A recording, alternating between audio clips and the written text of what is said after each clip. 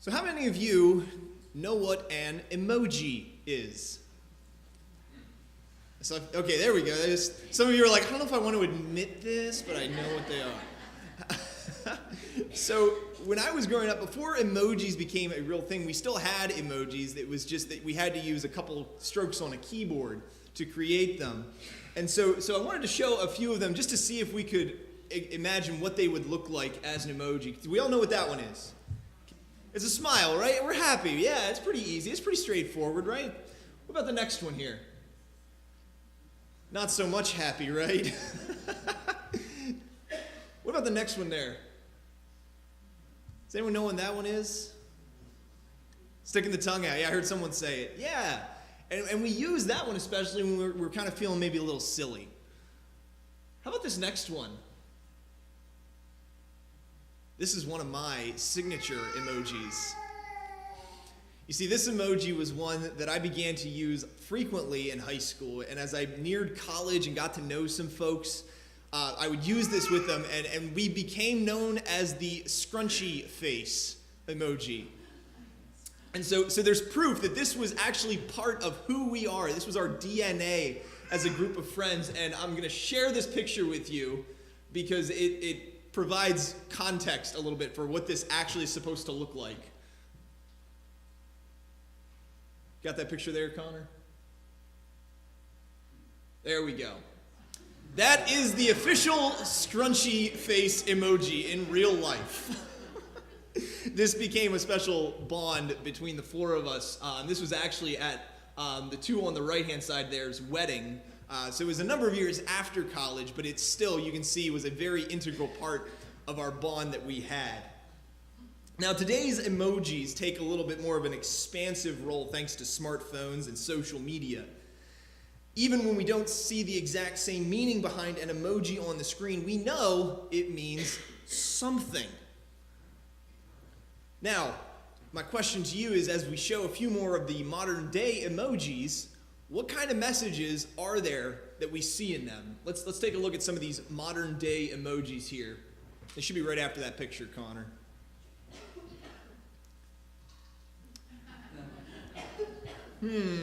What could that emoji mean, right? It's kind of a thinking. Let me think about that for a second. How about the next one? The sweetheart emoji. This is one I use regularly with my fiance. How about the next one? This is another one I frequently use with Kimmy. This is the laughing so hard you're crying emoji. How about the next one? Got it, Chief. Right? It's pretty straightforward for the most part. We think, okay, maybe yes, maybe that's fine. But again, we know it means something similar anyway. We'll let this one go. We know what that means. We'll move on, right? How about this one? See, now we're starting to get to a few emojis that could have a few different meanings. For some of us, we look at that and we think, oh, fire. Something's on fire, right? But then if something's on fire, sometimes we say that to mean they're on a hot streak or they're doing really well. They're on fire for the Lord, maybe. Or as some of the even younger generations used to say, I think this is already outdated, so forgive me if it is, but sometimes they used to say things were lit. This could go for lit. How about the next one? What is peace? Could mean peace. Yeah. See, I made this emoji the last one on purpose because it relates to, I think, what Jeremiah was talking about today. Because I think Jeremiah actually kind of gave us one of the earliest emojis from God. A righteous branch. Talk about a simple picture that we can all imagine, which communicates a message far more powerful than we may realize. And this isn't the first time this kind of emoji has been used by a prophet, because Isaiah, who was also a mentor of Jeremiah's, actually mentioned a shoot from Jesse's stump would shoot up one day. See, God used an emoji, and we didn't even realize it. How about that?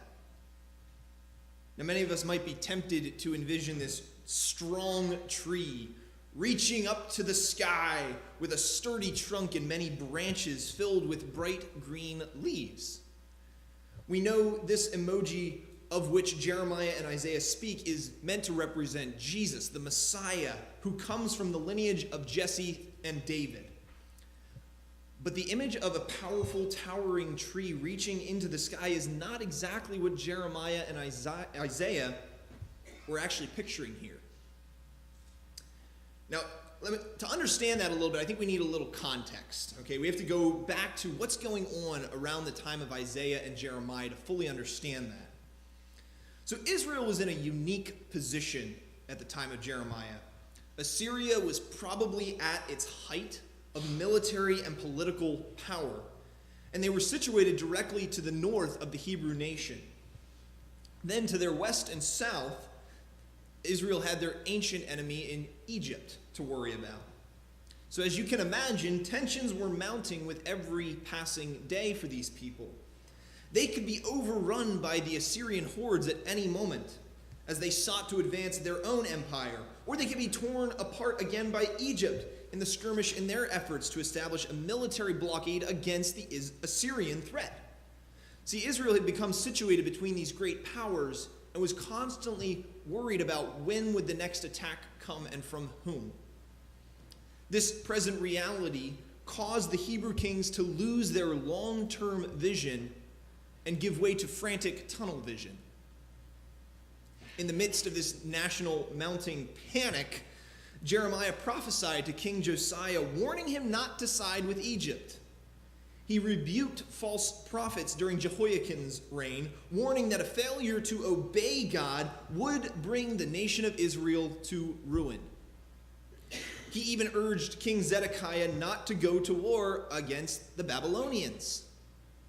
In the end, no one heeded Jeremiah's warnings. By the time Jeremiah was around 35 years old and a mature prophet, Assyria was finally defeated by a coalition of peoples, including, you guessed it, the Babylonians. Things did not go according to the frantically made plan. The coalition of war did not usher in a peaceful time for Judah. Everyone in the northern kingdom was exiled, including Jeremiah. Now, for those living in exile, their way of life has been completely overturned. Their sense of security has been violated. They have no idea if they will live to see their home again. And this leads to very important, deep theological questions in their minds. Where is God in the midst of this? Why did such devastation happen to us? Is God even present in this exile? Will God allow us to return home again?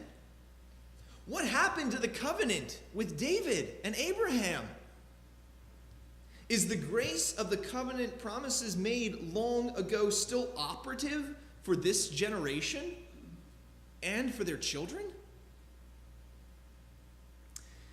In the midst of that kind of painful reality, Jeremiah speaks of the Lord's declaration of fulfilling the gracious promises made toward Judah and Israel.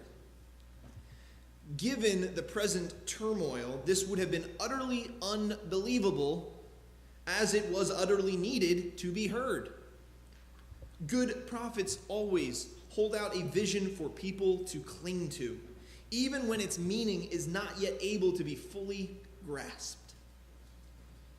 In the midst of leaders allowing present threats to the way things currently are to cause them to lose sight of God's faithful promises, Jeremiah proclaims both warnings and assurances in order that God's people might be alert, maintain a clear vision, and allow God's sure and ultimate promise of redemption to keep all things around them in a holy perspective. How many of us have ever sat in anticipation of something very, very good that was still far off? Maybe it was a special meal that you rarely ever have, but in just a few days or even hours, you know that your taste buds will experience the ecstasy of that dish. Or perhaps vacation is just right around the corner, but you can already feel the warm sun beaming down on you and the waves crashing around you as the sand finds its way between your toes. Perhaps a better way to think about this future hope that Jeremiah speaks of is to imagine how it felt when you were sicker than you have ever been before. Maybe it was a cold or a flu or some sort of other illness that was just destroying you physically, but it would eventually subside.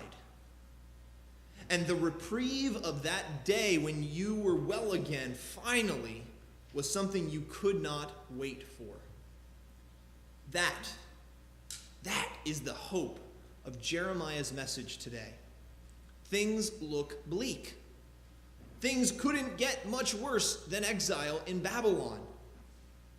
But there was still hope. Hope that God's people would not be resigned to a life of gloom and sorrow, diminished and forgotten in the annals of history. The language of the prophets in regards to the Messiah have a powerful, mighty sound to them. So it comes as no surprise then that we want to picture a mighty tree when we think of Jesus. But the image is not so grand from the prophets. It is more than anything about hope in the troubling chaos around them. Picture this with me, if you will. A lifeless, rotting stump of a tree is all that's left in the ground. But then, right in the center, a green shoot begins to grow. Small at first, but then it grows larger and larger until finally that shoot becomes much more pronounced than it started out as. You see, God is actually quite clear about the Messiah to expect. Even though that many expected this great conquering king, this powerful, subversive attacker of Rome and those forces around the world, what he actually tells us from the very early points of the prophets is that Jesus is going to appear in a very surprising place and in a very surprising way. He will grow and move very quietly for many years until one day he will be noticed. His subversive powers will grow as he gains followers and teaches them a new way to love God and love neighbor. Does that make you feel a little off-kilter, perhaps? Because Advent is a season for feeling off-kilter. It's a period of waiting in the darkness. It is a season in which we are caught between joyful expectations and the harsh reality of the present condition while we wait for those promises to be fulfilled again. And the discipline of this season puts the church at odds with contemporary American culture, in which the holiday season consists of many bright lights and celebrations and packages tied with neat bows.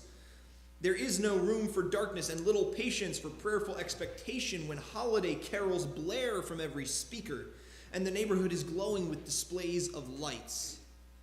Yet ironically, this experience of being out of sync with our surroundings may attune us more deeply to the nature of Advent.